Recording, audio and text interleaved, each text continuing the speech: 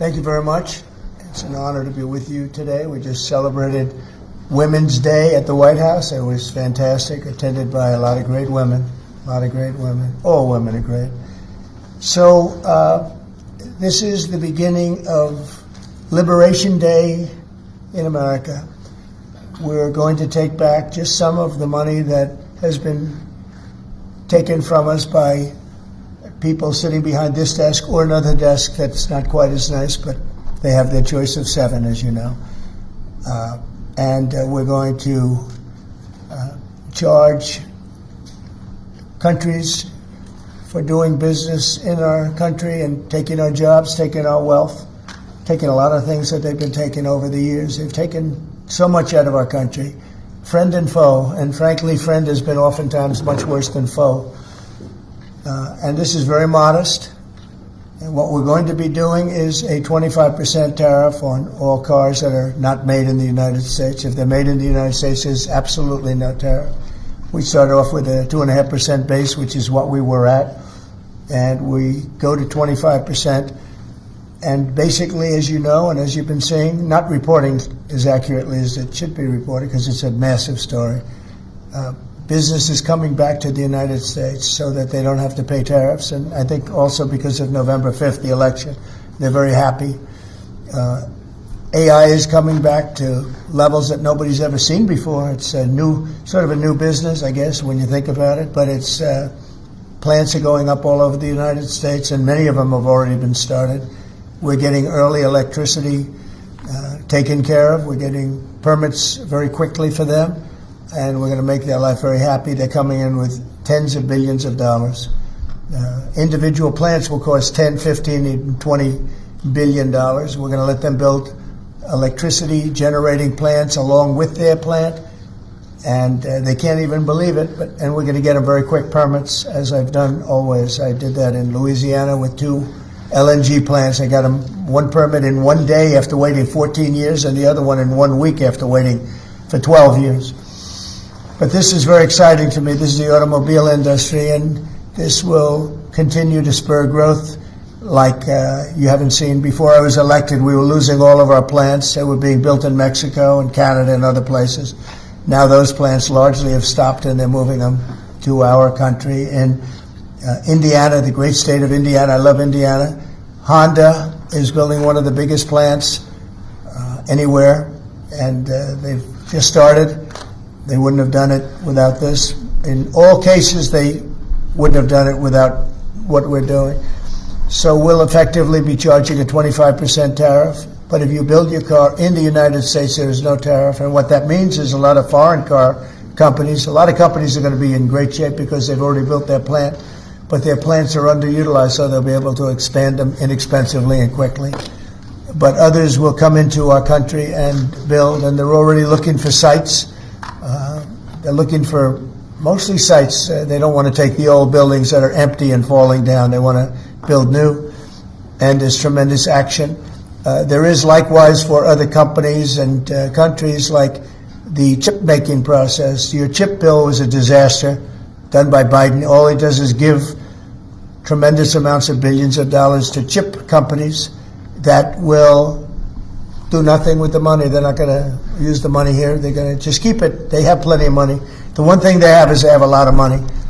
In our case, all we're doing is saying you can't come in unless you build here. And the largest chip company by far is manufacturer from Taiwan is building here, and it'll give us almost 40% of the chip market just with that. They're spending almost $200 billion in the United States to build a plant, and they've almost started. They'll be doing much of the work in Arizona. So we have a lot of exciting things, but to me this is one of the most exciting. Now, outside of one specific day, and that's Liberation Day. That's the real Liberation Day of America, and that's going to be in April 2nd, and I look forward to it. We'll have a little news conference. We'll talk about it, but this is very exciting. So we're signing a executive order today that's going to lead to tremendous growth in the automobile industry. As you know, the electric mandate that we did allows you to buy a car now with electric or gasoline powered or hybrid. You can buy any car you want We had it so that within a short period of time you had to buy all electric, and the country could never provide the money necessary to build all of those power plants that you would need all over the country. As you know, in the Middle West, they built 8 power stations. That's like the size of this desk or smaller. And they ended up spending $9 billion on 8. And of the 8, 4 of them didn't work. And we're not doing that. So you can buy electric, or you can buy gasoline, or you can buy hybrid, or you can buy whatever you want to buy. And that's the way it should be. The market's going to determine that. And you're going to see prices going down, but it's going to go down specifically because they're going to buy what we're doing, incentivizing companies to, and even countries, but companies to come into America and build. And we're already setting records for new plants. I think the new plant number, the tally is just within a period of a few weeks. It's very large. I want to be accurate. It's very large. And I'd like to ask Will just to come and give some of the basics, and then I'll sign it, and it's off to the races. I think our automobile business will flourish like it's never flourished before. Yes, please, Will. Thank you, sir. As you stated, we've prepared for your attention a proclamation imposing a 25% tariff on foreign-made cars and light trucks. This is in addition to tariffs that are already in place on those goods. In addition to, as you said, spurring increased domestic manufacture of cars and trucks, we expect that these tariffs will result in over $100 billion of new annual revenue to the United States of America in tariff revenue. I think ultimately we could probably anywhere from $600 billion to $1 trillion will be taken in over the relatively short-term period, meaning a year from now, but starting right away. I think we'll go from 600 to $1 trillion within 2 years, and I think we'll be right from the beginning we're going to be at a very high number, right from the beginning.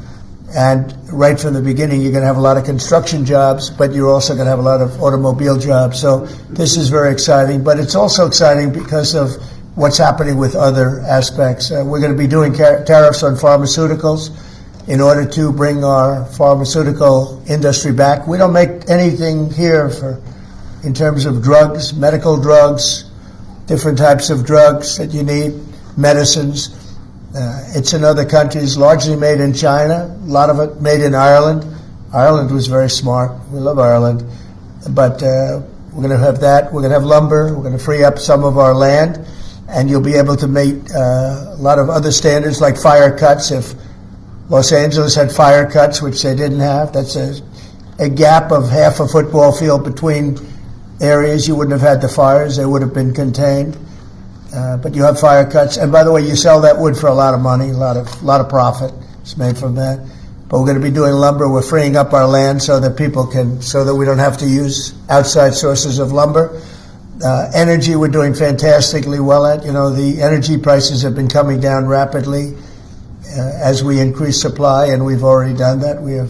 Chris and Doug are doing a fantastic job in that. That's Department of Energy and Department of Interior. And they're working together hand in hand because Interior has the land and Energy has the ability to do the drilling and do what they have to do. Our coal areas are going to be opened up for clean, beautiful coal.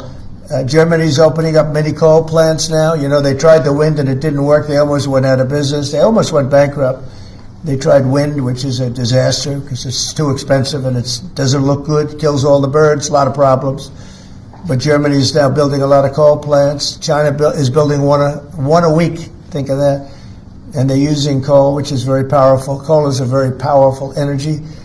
And we're opening up our coal mines again, and we're going to I call it beautiful, clean coal. The technology is so good now that coal can give you tremendous power at the same time. It can be very clean. But we're also obviously doing oil and gas and various other things. You can do pretty much whatever you want. We don't like the wind because we think it ruins the landscapes, the plains, ruins them. And it's got a lot of problems. It's also by far the most expensive energy. It looks horrible in the oceans. It's dangerous in the oceans in terms of navigation.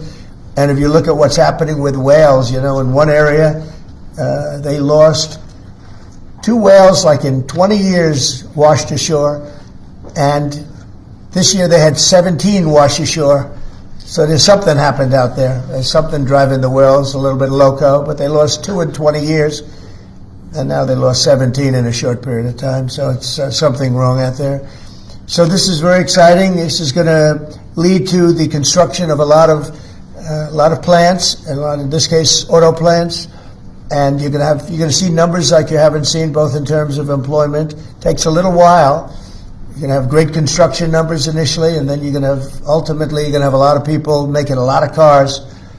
And one other thing, we have the Speaker of the House with us, who's doing a fantastic job.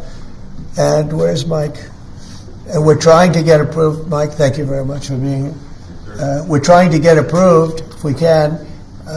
If you borrow money to buy a car, you're allowed to deduct interest payments for purposes of income tax, but only if the car is made in America. So if the car is made in America, you get a loan, you can deduct the interest. That's a big saving. A lot of people in that part of the world, in terms of buying cars, a lot of them don't think in terms of deductions. People that think in terms of deductions are very wealthy people, but people are going to start understanding what a good deduction is all about. So when you get a loan to buy a car, and I think it's going to pay for itself. I don't think there's any cost. I think you're going to have so many cars built, but you're only going to get that deduction of interest if the car is made in the United States of America. So I'm going to sign this, and Mike, I hope you can get that, because I think it's going to be amazing in terms of the number of cars that are going to be made because of it. And I want to thank Howard Lutnick, our fabulous commerce chairman. That's what he is. He's a chairman. He's a very successful guy, a great guy. And we have a big day, Howard, coming up next week. It's going to be good. That's Liberation Day. That's going to be on the 2nd, and that's going to be reciprocal. And I think people will be impressed. We're going to be very fair. We're going to be very nice, actually. We have not been treated nicely by other countries, but we're going to be nice. So I think people will be pleasantly surprised, but it's going to make our country very rich, because we're the piggy bank that everybody steals from, and they've been doing it for many years, for decades, so we're not going to let it happen. So, but we're going to treat people very nicely. We're going to treat other countries very, very nicely, and I think it's going to have a very positive effect on everybody, including those other countries.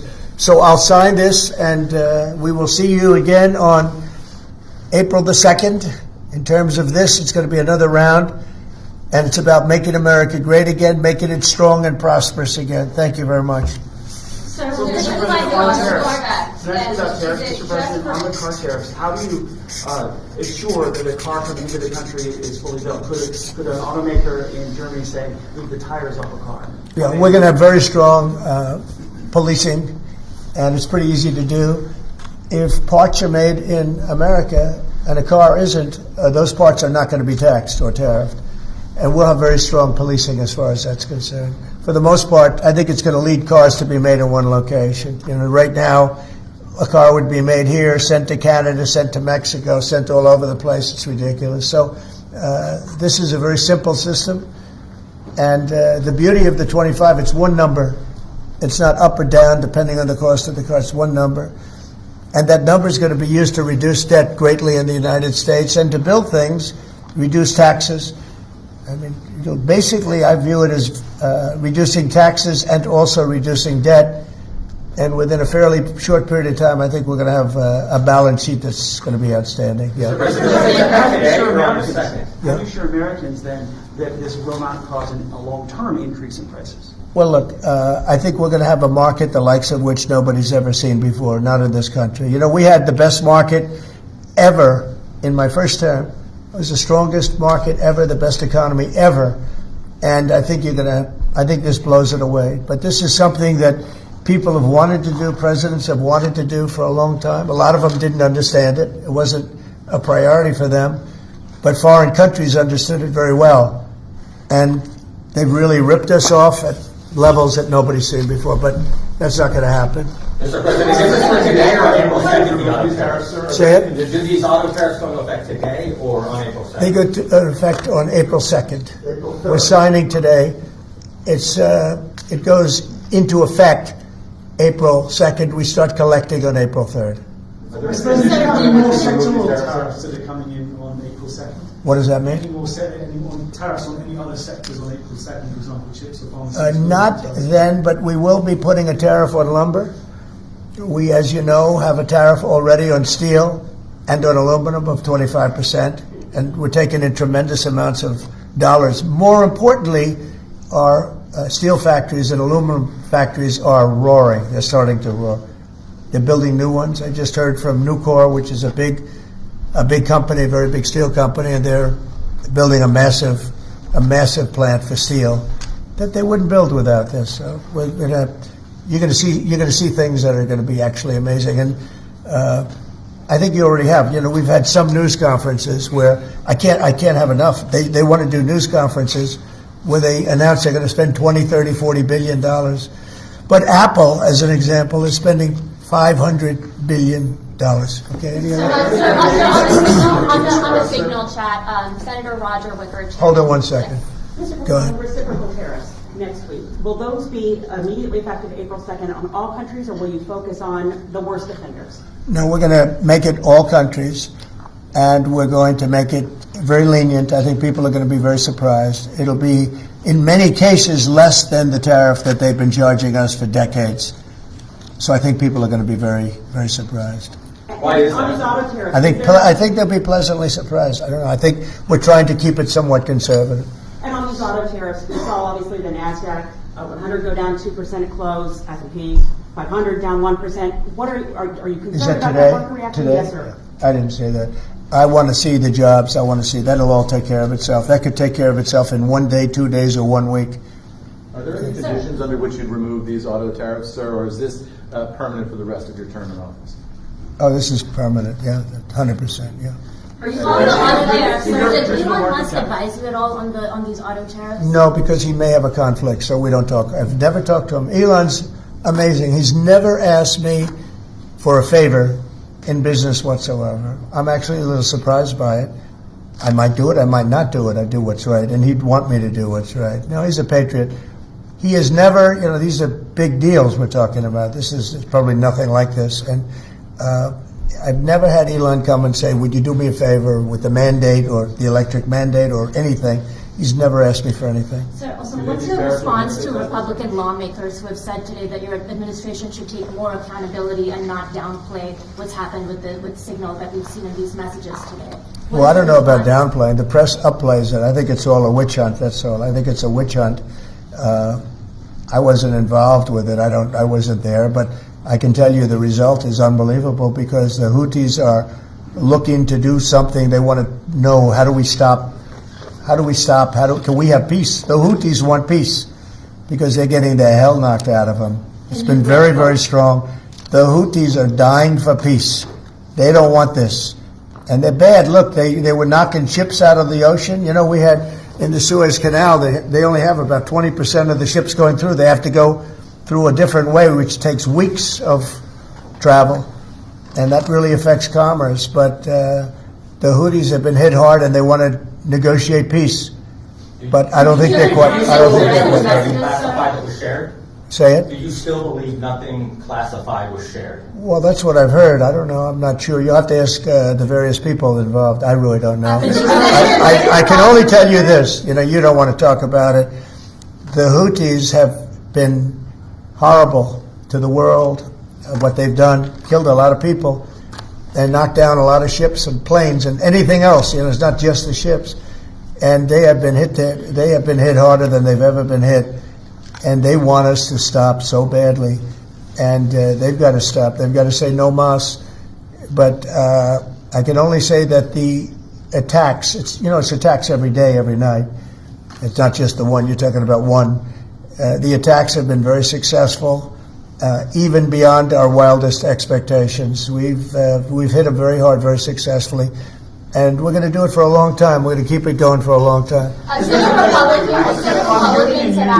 Senate Republicans have asked, said that they have formally asked the administration for an Inspector General report on the signal issue. Will you agree to that? It doesn't bother me. I don't know. I want to find if there's any mistake or if a signal doesn't work. It could be that signal is not very good. It's a company. Maybe it's not very good. I think we'd rather know about it now. There was no harm done because the attack was unbelievably successful that night, and it has been unbelievably successful every single night for the last 4 or 5 nights. So, and that's the thing that you should be talking about. This is something that should have been done by sleepy Joe Biden, but he was asleep at the wheel, other than when it came to stealing money, of course. Joe Biden should have done this attack on Yemen, which is basically a certain group within Yemen, the Houthis, and this should have been done by Joe Biden, and it wasn't. And that's caused this world a lot of damage and a lot of problems. He's responsible, but he's also overseeing the investigation to find out what went wrong. Maybe who's responsible? Mike Waltz says that he's responsible. Well, yeah, Mike Waltz, I guess he claimed responsibility, I would imagine. It had nothing to do with anyone else. It was Mike, I guess. I don't know. I was told it was Mike. But again, the attacks were unbelievably successul, and that's ultimately what you should be talking about, I think. No, Mike did. He took responsibility for it. Should Secretary consider his position over this? Say it? Should Secretary Hegseth consider his position over the signal? Hegseth is doing a great job. He had nothing to do with this. Hegseth. How do you bring Hegseth into it? He had nothing to do with it. Look, it's all a witch hunt. Here we are talking about some of the greatest business deals ever made. The greatest companies in the world are moving into the United States, and you want to ask about whether or not Signal works. I don't know that Signal works. I think Signal could be defective, to be honest with you. And I think that's what we have to, because you use Signal, and we use Signal, and everybody uses Signal, but it could be a defective platform, and we're going to have to find that out. Have you been briefed about soldiers in Lithuania? Say it? Have you been briefed about the soldiers in Lithuania who are missing? No, I haven't. Mr. President, have you spoken, sir, with the big 3 automakers about these tariffs? What was their reaction? I have. What was their reaction? It depends on whether or not they have factories here. I can tell you, if they have factories here, they're thrilled. If you don't have factories here, they're going to have to get going and build them, because otherwise they have to pay tariffs. It's very simple. And most of those have pretty big factories here, like General Motors has big factories here. They're going to move their parts divisions back to the United States, because some of them were made in Canada and some of them were made in Mexico and other places. They'll be moving their parts division back to the United States in factories where they may be at 60% capacity, so they don't even really have to build too much of a factory. But generally speaking, if they have factories here, plants here, where they make their cars and equipment, but they make their cars here, they are thrilled. Same thing with the steel industry. Steel industry is now paying a 25% tariff, as you know, I put it on last week, and the business is roaring in the United States. And we can't, because of military, we can't lose the steel industry. If I didn't put the initial tariffs on steel in my first term, you wouldn't be able to have a military, because we wouldn't have. Every steel company would be bankrupt in the United States, and every plant would be closed. But now they're booming. And putting this tariff on, this additional tariff for steel and aluminum, it's making them thrive, and it's already happened. Mr. President, are you up on the deadline for the TikTok sale? Will you extend that deadline if you don't have a deal? Do you support Oracle? Well, we will have a form of a deal. TikTok is very popular, very successful, very good. We're going to have a form of a deal, but if it's not finished, it's not a big deal. We'll just extend it. I have the right to have the deal and to extend it if I want. So we'll see whether or not we have a deal. We have a lot of interest in TikTok. Is there a way for a U.S. company to operate it and ByteDance to still have a share of the algorithm? Well, there are numerous ways you can buy TikTok, and we will find the one that's best for the country, for our country. I'm worried about our country more than anything else with respect to TikTok. And China is going to have to play a role in that, possibly, in the form of an approval, maybe. And I think they'll do that. Maybe I'll give them a little reduction in tariffs or something to get it done, because every point in tariff is worth more money than TikTok, if you think. Every point. Tariff is a much bigger world, and TikTok is big. but every point in tariffs is worth more than TikTok. So in order to get China to do, maybe I'd give them a reduction in tariffs as an example. Sounds like something I'd do. Do you think the tariffs are going to be good for Tesla, sir? Good for who? Tesla, which makes it. Well, he is a fantastic Tesla. Will tariffs be good? I think they may. It could be a net neutral, or they may be good. He has a big plant in Texas. He has a big plant in California, and anybody that has plants in the United States, it's going to be good for, in my opinion. Mr. President, the European If you want Union to has return ruled against. education control to the states, how would you handle it if a state like California were to put in place education policy? You know, I haven't seen a mask in so long. You're wearing a mask. So nice of you. I haven't seen anybody wearing a mask in a long time. It's good. You feel more comfortable, right? Good. That's good. So go ahead. You said you want to return education control to the states. How would you handle it if a state like California were to put in place education policies you disagree with? Well, I think that California is going to be tougher because they're doing badly on everything they do. You know, everything they touch turns bad. So a place like California would be tougher for education. But what I would see with California is you'd have a Los Angeles department, and you'd have Riverside. You'd go to various places. And I think you'd have some great areas in California, and then you'd have some, like everything else, that doesn't work so well. But ultimately, I think it would be very successful. I think in New York, as an example, you'd go to Long Island, Westchester, you may have Nassau County, Queens County. You break it up in certain ways so they'd have maybe 5 departments, because of the size, they'd have 5 departments instead of 1. A state like Iowa, you'd have 1. And, I mean, they're just chomping at the bit to get going. So many states are chomping at the bit to get education, and it's going to happen fast, to get the education